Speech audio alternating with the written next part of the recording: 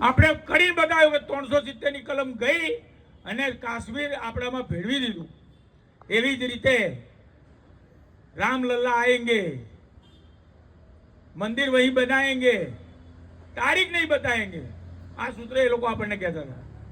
આપણે એમને તારીખ બતાવી દીધી, રામલલ્લાને બિરાજમાને કર્યા અને અહીંયા બેઠા છે. લગભગ બધા જઈ આવ્યા છે દર્શન કરવા. એટલે આપણે બીજું વચન એ પૂરું કર્યું.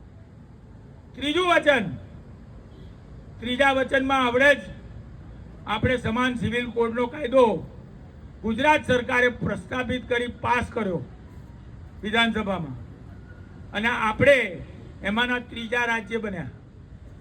આપણા વડાપ્રધાન શ્રી ને પહેલા તો આપણે ધન્યવાદ આપીએ કે એમને 8900 દિવસ વિધાનસભા અને વડાપ્રધાન તરીકે જે એમને પોતાનું રાજ કર્યું, જે અત્યાર સુધીના કોઈ પણ વડાપ્રધાન કે કોઈ પણ પોલિટિકલ પાર્ટીના નેતાએ સૌથી વધારે દિવસો રાજ કર્યું હોય તે આપણા વડાપ્રધાન શ્રી નરેન્દ્રભાઈ મોદીએ.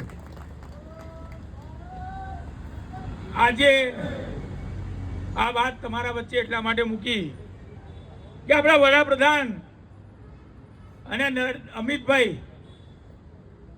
એ બે 2014 પછી સત્તામાં આવ્યા પછી કેટલી વિટંબણાઓ આવી. રશિયા યુક્રેનનું યુદ્ધ, સ્વાભિમાનની વાત કરવી હોય તો રશિયા યુક્રેનનું યુદ્ધ છે કે જેમાં આપણા બાળકો ધ્વજ ઓડીને આવે તો શસ્ત્ર વિરામ થઈ જાય અને એ બહાર નીકળી જાય પછીથી જ યુદ્ધ થાય. અને એ આપણા તો વિદ્યાર્થીઓ નીકળ્યા જ, પણ પડોશી જે પાકિસ્તાન આપણને વર્ષોથી ગાળો દે છે એના વિદ્યાર્થીઓ પણ આપણો ધ્વજ ઓડીને નીકળ્યા અને નીકળી બોર્ડર ઉપર આવીને એવું કીધું, કાશ વડાપ્રધાન ભારતના જે છે એવા અમારા ત્યાં હોત, તમારી આવી દુર્દશા ના હોત. આ આપણું ગૌરવ છે. એવી જ